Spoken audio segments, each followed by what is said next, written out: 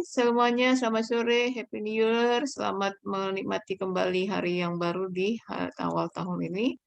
Semoga apa namanya tahun penuh berkah, tahun kalian semester 5 ya, masuk ke semester 6 ya, minggu tahun semester tahun depan ya.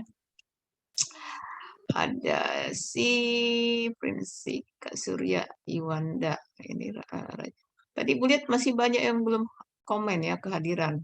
Kenapa? Masih padahal liburnya kan sudah agak lama ya, udah agak eh, begitu lama ya. Ada yang sudah masuk bekerja, yang sehari-harinya bekerja, apakah sudah memulai masuk ke pekerjaannya? Sudah atau belum? Sudah, Bu. Sudah ya. Novia Putih, Novia, yang mana Novia? Novia Yolanda, siapa lagi nih? Nurul, Christine, oke itu juga ya. Oke, Dinda Tiara ini rajin, Dinda, Yuli, Surya, ini rajin pada hadir ya. Wanda. Oke, ini adalah pembahasan di pertemuan sebelumnya sebelum kita masuk ke liburan ya. Jadi di hari ini kita mau melihat contoh-contoh. Ini Ibu ambil dia menggunakan metode Branch Airborne ya, skripsi ya, skripsi ataupun nanti masuk ke artikel ya, ke artikelnya. Biasanya kan begitu ya hasil skripsi, kemudian seperti disingkat, dirangkum dalam sebuah artikel yang dipublish dalam jurnal ya. Metode branch and bone ya, branch and bone, branch pencabangan, bone itu dibatasi ya. Dasarnya membagi daerah solusi visible menjadi daerah solusi visible yang lebih kecil dengan prosedur sederhana. Jadi kalau Ibu perhatikan ini setelah Ibu cari-cari jurnal-jurnal yang membahas tentang branch and bone ini adalah masuk ke pemrograman linier ya. Ini dia. Jadi contoh ini nanti ada beberapa permutasian ya antara baris dan kolom setiap data itu. Ini sebuah judul apa namanya? Paper ya, artikel ya. Jadi di sini dia menggunakan metode branch and bone. Kalau kamu perhatikan ini adalah dibuat dalam bentuk kolom dan baris, kemudian matriks, nanti ada permutasi ataupun nanti ada yang 00 ini ya, nanti hasil akhirnya. Jadi di sini contohnya lebih ke program ya linear atau keperhitungan ya, kebanyakan ya. Ini menyelesaikan submasalah secara sistematis yang disebut oleh Dakin dengan menerapkan undang-undang dagang banyak orang dalam memecahkan persoalan program integer. Jadi di sini pemrograman linier ya, pembahasannya perhitungannya. Jadi ini lebih ke jurusan matematika juga ada ya, di komputernya juga ada. Metode Browns menurut CWD Hartono ini adalah menganalisis permasalahan optimasi ya. Jadi di sini kalau kamu perhatikan di belajar di desain analisis algoritma ini itu adalah melihat atau menentukan algoritma yang mana lebih tepat, lebih mangkus, lebih cepat, lebih tepat dalam menyelesaikan sebuah permasalahan ya, didukung oleh waktu yang lebih cepat ya untuk komputasinya. Jadi ini lebih banyak ke perhitungannya. Ini banyak juga digunakan ke optimasi ya. Permasalahan optimasi sisa material besi pada plat lantai. Nanti ada kemudian optimasi misalnya sebuah perusahaan bagaimana mengoptimalkan produk produksi sebuah perusahaan. Nah, di sini adalah bagaimana sisa material ya kalau misalnya dalam sebuah pembangunan ada atau seorang development ya yang membuat sebuah apa namanya bangunan ada di situ plat lantai. Jadi bagaimana mengoptimasi ya. Di sini ada diameternya 12 dan 10. Nah, di sini yang dilihat ya. Jadi mengoptimasi ya, mengoptimasi hasil. Di sini metode branch and bone menghasilkan penyelesaian optimal program linier ya. Program linier siapa tadi yang masuk ya. Jadi di sini masuk ke satu tadi mengenai optimasi ya. Judul ini ke optimasi. Yang kedua adalah ke program linier ya. Jadi nanti kalau misalnya kamu baca ya bidang, misalnya ada artikel ataupun jurnal Di situ nanti dibuatkan bidangnya kan contoh data mining. Nah, ini nanti optimasi, kemudian program linier. Jadi harus nanti bisa kamu bedakan yang mana termasuk pembahasan program liniernya dan mana non linier ya. Nah, di sini metode ini membatasi penyelesaian optimum, menghasilkan bilangan pecahan dengan cara membuat cabang atas dan bawah bagi masing-masing variabel keputusan. Yang tadi kamu lihat itu 3/2 atau 2/4. Nah, itu dia. Jadi dibuat seperti bilangan pecahan ya. Pecahan itu ada pembilang ya, penyebut dan pembilangnya ya, menghasilkan bilangan pecahan dengan membuat cabang atas bawah dengan variabel keputusan ya. Kalau Ibu perhatikan untuk skripsi di kampus kita, optimasi jarang juga ya. Kebanyakan itu data mining, SPK, pakar ya. Kalau ke sini tidak ada. Ini bisa kamu referensi untuk skripsi kamu nantinya ya. Bisa kamu ingat-ingat karena kan masih semester 5, masih ada 3, 5, 6, 7 ya. Ada 1 tahun lagi ya. Kamu mempersiapkan judul. Nah, nanti kalau tanya loh, Pak, ini judul saya optimasi. Kenapa kamu ini nih? Oh iya, saya pernah belajar optimasi atau program linier. Memang tidak sekomplit itu, tapi pernah dibahas di mata kuliah ini, misalnya ya seperti itu ya. Jadi di sini si branch bound ini tadi digunakan untuk optimasi juga untuk program linier ya. Program linier ini sudah lebih ke kalau kita perhatikan seperti matematika, namun di komputer itu ada ya. Prinsip dasarnya adalah memecah daerah visible layak suatu masalah dengan membuat masalah. Jadi ada seperti kemarin ya, yang ada grade, tree, pohon ya. Ada permasalahan, perkecil lagi dengan submasalah, perkecil lagi, selesaikan, perkecil lagi, selesaikan. Itu dia ya. Konsepnya adalah branching adalah proses membagi permasalahan menjadi problem ya, yang mungkin mengarah ke solusi. Bounding adalah suatu proses mencari menghitung batas atas dan batas bawah ya, dibatasi batas atasnya berapa, batas bawah. Inilah yang membuatkan optimasi tadi ya menjadi problem yang mengarah ke solusinya. Jadi tadi satu, kalau branch di sini percabangannya karena itu tadi ya, perkecil masalahnya, perkecil lagi. Kalau pembatasannya boundingnya adalah mana batas atas, batas akhir ini yang membuatkan hasil optimal. Jadi kira-kira kalau kamu misalnya di pekerjaan kamu kira-kira melihat, oh ya saya kan bidang ini, kira-kira bidang optimasi ini bisa digunakan. Nah, itu dia ya.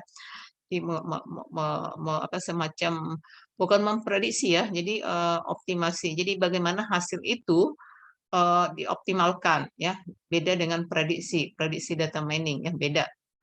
Ini bagaimana si hasil mengoptimalkan ya, contoh tadi misalnya material yang diameter 12 dengan yang tadinya 50, bagaimana mengoptimalkan supaya tidak rugi. Itu contohnya. Langkah-langkah metode branch and bound adalah satu, selesaikan masalah program linier dengan metode simplex, selesaikan masalah tanpa pembatasan bilangan integer ya. Jadi buat batasannya ya dengan metode program linier. Jadi di sini dipahami dulu apa itu program linier ya dengan metode simplex ya tanpa pembatasan bilangan integernya. Kedua, teliti sosial optimalnya ya. Solusi optimalnya. Optimalnya berapa tadi? Ya, jika variabel diharapkan adalah integer, maka optimumnya tercapai. Jadi contohnya diharapkan 10, berarti tercapai. Jika satu atau lebih ke variabel keputusan ternyata bukan integer ya. Integer itu 0 sampai berapa integer, maka ini masuk ke angka 3. Apabila tidak integer, Melva. Melva ini kadang hadir, kadang enggak. Melva bisa nggak dinonkan apanya? Dinonkan. Diperlihatkan videonya. Minggu depan ya, kita materi kita ada kuis. Ya, jadi minggu depan itu Ibu hanya mau melihat siapa aja wajah-wajahnya. Ya, karena kita kan hampir 1 semester nih. Ada Bu Puji, Pika, jadi ada. Supaya kita bisa saling melihat ya. Jadikan solusi penyelesaian. Jadi apabila tidak optimum integer, lakukan tahap ketiga. Ini menjadi untuk menemukan mana batas atasnya dan untuk menemukan mana rounded down ya, batas bawahnya. Jika sudah ditentukan batas awas rounded up dan down-nya, lakukan mempunyai nilai pecahan. Tadi dia apabila ini kan harus nilai pecahan. Nilai pecahan terbesar artinya bilangan desimal dari masing variabel dijadikan pencabangan ke dalam submasalah. Jadi tadi tidak integer ditemukan bilangan pecahan. Perhatikan mana yang paling besar. Tujuannya adalah menghilangkan solusi yang tidak memenuhi persyaratan integer. Pencabangan ini secara mutually eksklusif memenuhi persyaratan integer dengan jaminan tidak ada solusi visible layak, ya. Maka di sini ada batasan lebih kecil sama dengan atau batasan lebih besar sama dengan, karena solusinya itu adalah supaya optimum harus ada solusi optimumnya, bilangannya yang dicapai harus integer. Nah, apabila ini sudah dicapai, nah inilah hasilnya, begitu dia ya. Kita lihat lagi ya. Oke ya. Untuk setiap submasalah, nilai optimum fungsi tujuan ditetapkan sebagai batas atas ya. Optimumnya batas atas, sedangkan ya solusi optimum yang diintegerkan menjadi batas bawah. Solusi yang tidak kemudian diintegerkan. Jadi yang submasalah ini tidak memiliki batas atau kurang. Yang tadi di sini disebut batasannya lebih kecil sama dengan atas ya, atau lebih besar sama dengan ya, atau ya. Jadi bisa dipilih salah satu. Jika solusi demikian terjadi, suatu submasalah dengan batas atas terbaik dipilih untuk dicabangkan ya. Jadi apabila ada di pembatas atas bawah, kemudian sudah ada ditemukan bilangan yang menjadi solusinya, itulah yang dibuatkan menjadi submasalahnya. Jadi boundary-nya dulu baru branch-nya ya. Kapan si branch pencabangan ini akan diselesaikan atau berhenti ya? Pencabangan akan berhenti apabila invisible semua variabel keputusan bernilai integer sudah bernilai integer. Jadi hasilnya itu adalah harus bilangan di integer ya. Pada masalah maksimal, penghentian pencabangan pada suatu submasalah dilakukan jika batas atas dari submasalah tidak lebih besar atau sama dengan atas bawah. Tidak lebih besar, ya. Kalau tadi lebih besar sama dengan ini tidak lebih besar, atau sama dengan atas bawah, ya, sama dengan atas bawah, sama dengan atas bawahnya, ya, lebih kecil sama dengan. Nah, itu dia syaratnya. Kapan sih cabang ini pencabangan dari si metodenya dapat berhenti ya. Masalah minimum penghentian pencabangan pada suatu submasalah dilakukan jika batas bawah tidak lebih kecil atau sama dengan batas atas ya. Ini syarat untuk penghentian percabangan ya. Sedangkan kondisi optimal dikatakan optimal pada branch and bound itu apabila tidak ada lagi submasalah yang dicabangkan. Jadi percabangannya sudah cukup, tidak dicabangkan lagi ya. Bagaimana mengetahui tidak ada lagi percabangan itu tadi ya, dengan batas yang ini tadi ya, syarat agar terhenti. Masalah memaksimalkan ini merupakan solusi submasalah dengan batas bawah lower bound ya, yang paling bawah.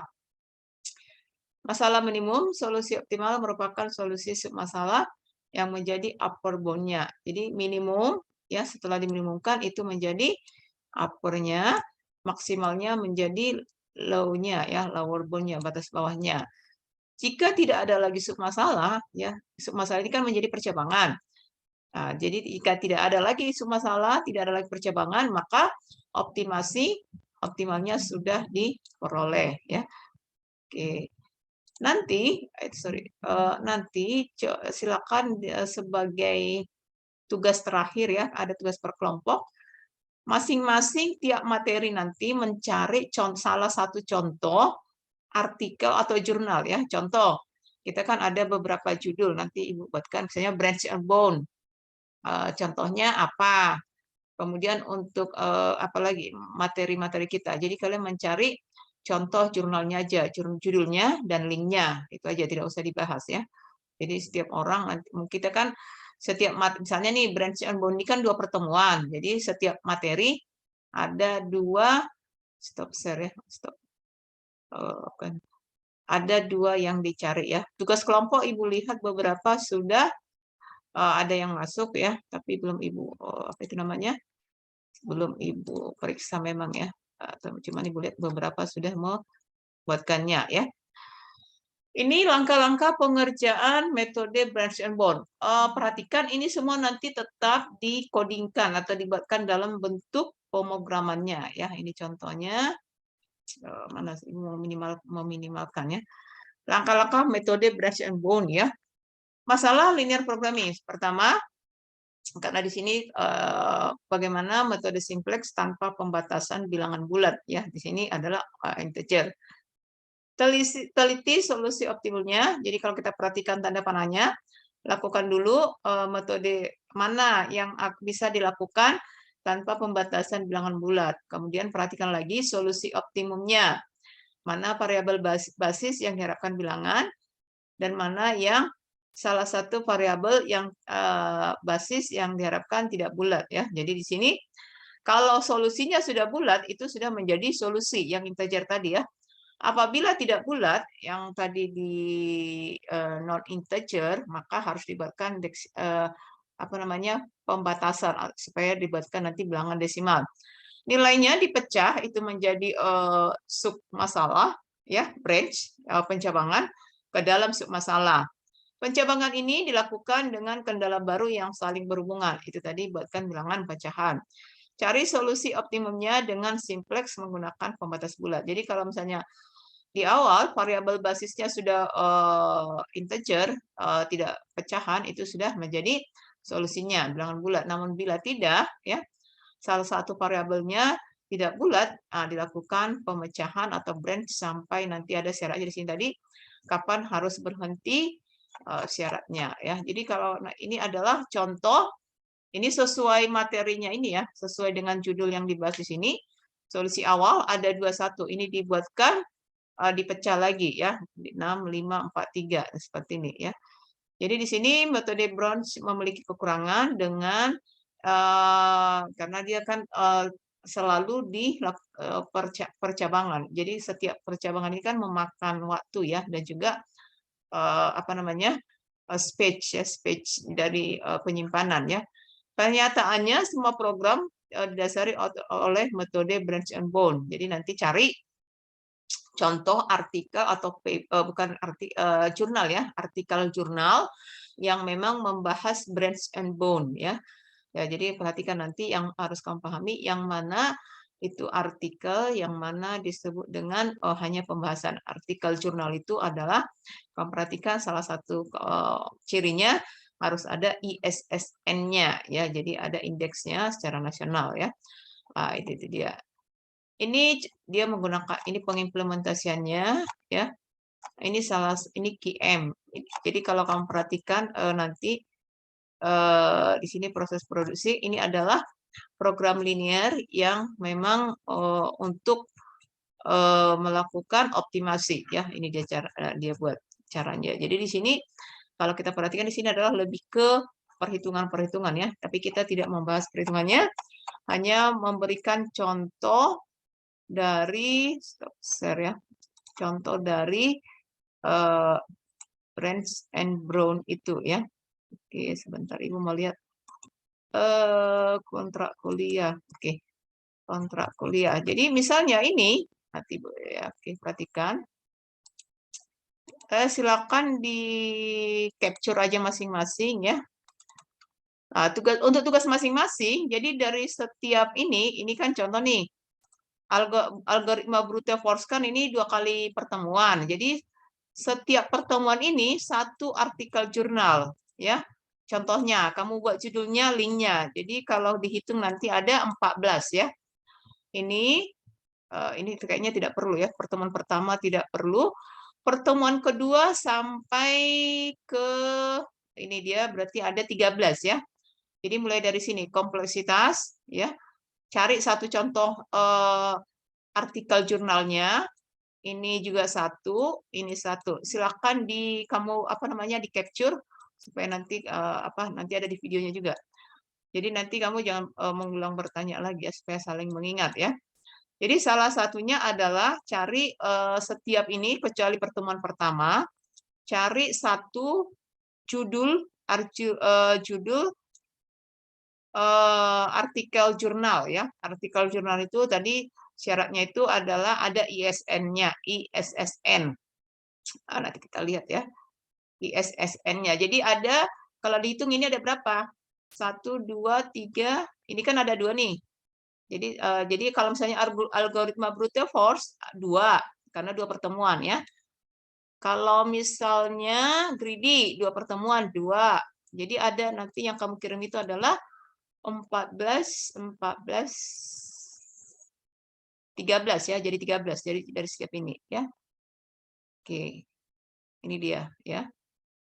Jadi ada 13 judul untuk jurnal artikel jurnal yang memang membahas ini ya. Jadi supaya kamu paham.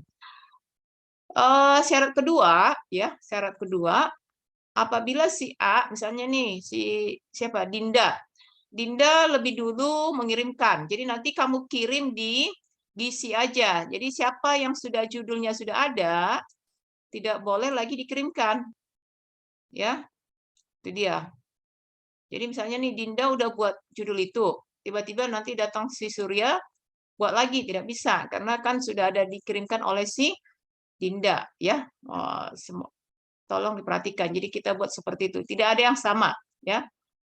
Jadi kirim di GC aja supaya semua saling melihat.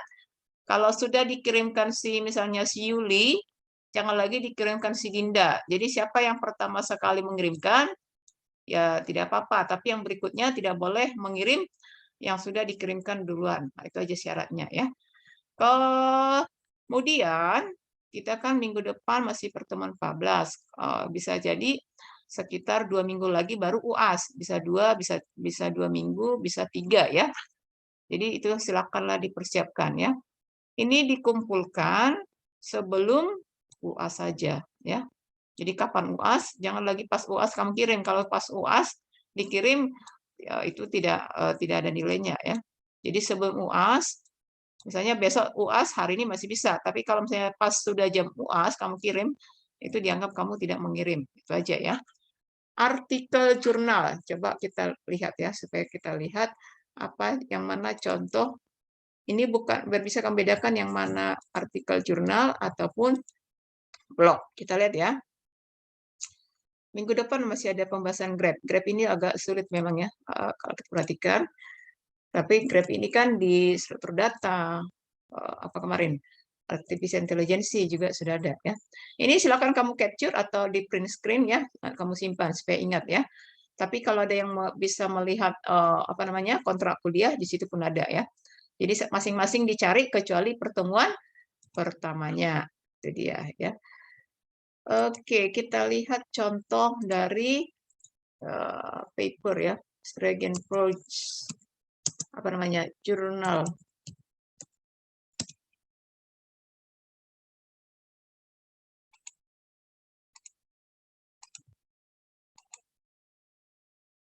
Nah, kalau kita perhatikan di sini ya beberapa judul ya. Contoh ini ya implementasi algoritma Branch and Bold dalam penentuan. Ini optimal ya, titik optimal. Penerapan metode Branch and Bold dalam ini juga kajian strategis ya. Satu lagi syaratnya ya, harus di atas yang perhatikan ini kan 2014 nih. Cari yang di atas 2015. Jadi kalau di bawah 2015 dianggap itu tidak memenuhi syarat ya. Jadi cari jurnalnya, ini kan 2014, tidak boleh ya. Cari yang 2015 ke atas ya, 2015 sampai 2021. Ini kan 2014, ini 2014. Ini toko mebel dalam ini adalah metode simplex. Ini Branch and Bold. Tahunnya tidak ada. Ini algoritma Branch and Bold untuk masalah penjadwalan. Ada tadi optimasi, penjadwalan itu juga ada ya, sering digunakan. Ini tahun 2021. Jadi nanti kamu cari ya, carilah artikel jurnal ya. Ini contohnya. Jadi gini kamu mencarinya. Strategi Branch and Bold jurnal atau bisa kamu tambahkan ISSN. Jadi dia ada ISSN-nya. Nah, gini dia ya. Hanya kalau ini kan 2014, yang 2014 ini jangan kamu cari. Ini penentuan, kita lihat ya penentuan. Kita lihat satu contohnya. Oke, kita lihat satu contohnya ya. Salah satu contoh Brands and Bone ya. Kita lihat contohnya. Ini adalah salah satu artikel artikel jurnal. Ini contohnya. Kalau kamu perhatikan ini namanya ISN, SISSN. Nanti kamu kan kalau misalnya nanti deskripsi pasti disuruh buatkan jurnal skripsi kamu dalam jurnal. Nah, ini dia contoh ISSN-nya ya. Judulnya ini adalah salah satu contohnya implementasi algoritma branch and bone dalam penentuan jumlah produksi memaksimalkan keuntungan. Kalau tadi materialnya ini adalah optimasi juga ini termasuk memaksimalkan keuntungan ya. Di sini ada perencanaan produksi bagaimana supaya keuntungannya maksimal. Contoh, biasanya dia 60, 65, 70. Jadi bagaimana mengambil maksimalnya itu tujuannya ya. Oke, di sini tetap harus dipahami adalah integer ya, pemrograman linear atau integer programming ya. Harus dipahami memang. Alur dari langkah algoritma branch and bone adalah memformulasikan kendala-kendala yang ada. Kedua, selesaikan formulasi dengan integer programming. Itu tadi ya, hasilnya harus dibilangan integer atau bulat. Jika hasil integernya tidak memiliki solusi, lakukan pencabangan. Itu dia ya. Apabila hasil pencabangan atau branching yang sudah fat form, hasilnya sudah invisible atau visible, maka si integer programmingnya sudah selesai ya. Kalau diperhatikan memang ini bisa disebut nggak terlalu rumit ya, cuman di sini tadi ya menentukan batas-batas yang tadi, batas maksimal maksimum untuk membuat branch and bone-nya. Ini dia menentukan. Nah, ini contoh ada sebuah perusahaan, kita baca latar belakangnya ya untuk kamu mempunyai kira-kira ini kenapa, apa permasalahannya ya. Jadi ada UKM Pugu Jaya di sini bidang konveksi kain kasur. Nah, di sini dia melakukan produksi yang di si UKM ini tipe kain 120, 140, 160. Inilah yang mau keuntungan dari tipe kain ini yang perlu dioptimalkan atau dioptimasikan ya. Kita lihat di sini pembahasannya ya.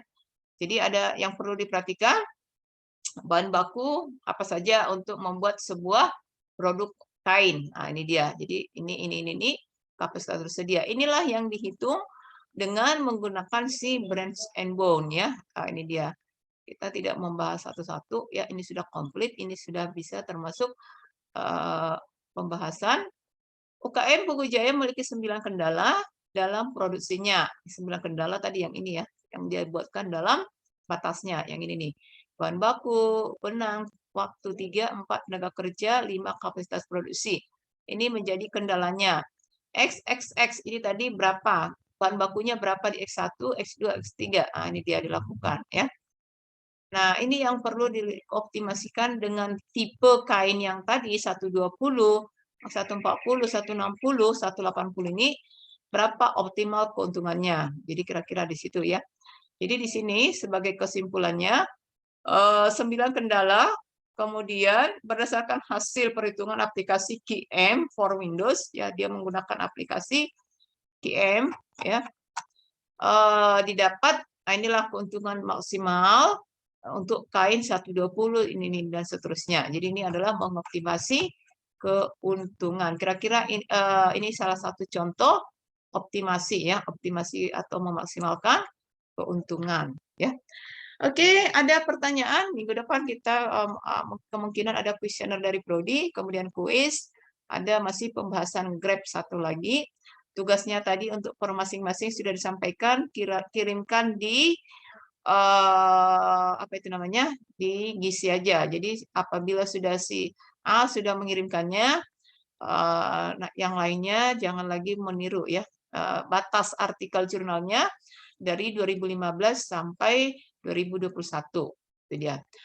Ada pertanyaan kira-kira? Waktu kita masih ada 5 menit lagi. Ada? Bu Puji, bagaimana? Apa kabar di tahun... Bu Puji udah tatap muka belum, Ibu? Wajah apanya? Pembelajaran? Sudah, Bu, tapi masih 50%.